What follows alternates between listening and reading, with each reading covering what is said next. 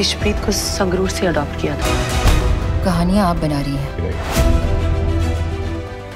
2000 সালে রিফিউজি চলচ্চিত্র দিয়ে বড় পর্দায় অভিষেক হয় কারিনা কাপুরের। দীর্ঘ 25 বছরের ক্যারিয়ারে অসংখ্য সুপারহিট ছবিতে অভিনয় করে বলিউডে জনপ্রিয় হয়েছেন এই অভিনেত্রী।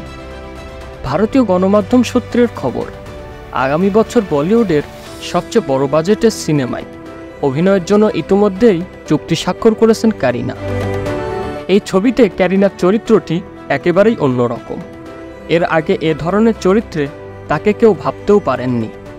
এই চরিত্র অভিনয়ের মধ্য দিয়ে প্রথম বড় চ্যালেঞ্জ নিতে যাচ্ছেন কারিনা।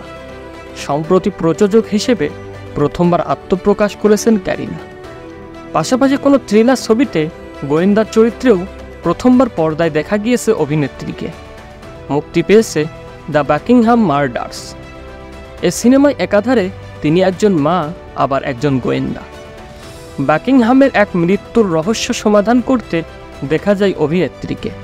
সন্তান হারানোর পর কিভাবে কারিনা সত্য সন্ধানে পুলিশের সঙ্গে কাজ শুরু করেন তারই ঝলক তুলে ধরা হয়েছে ছবিতে।